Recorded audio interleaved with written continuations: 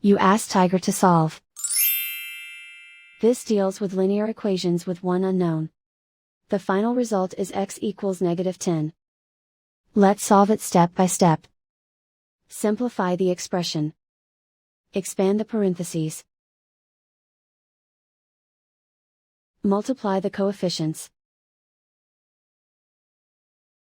Simplify the arithmetic. Group all x terms on the left side of the equation.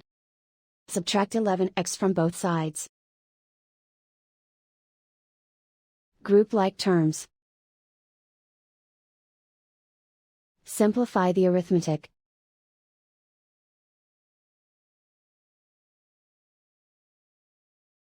Group all constants on the right side of the equation. Add 10 to both sides. Simplify the arithmetic.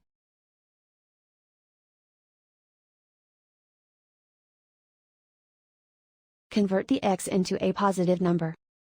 Multiply both sides by -1. Remove the ones.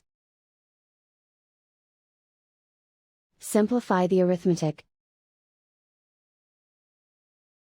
And so the final result is x equals -10.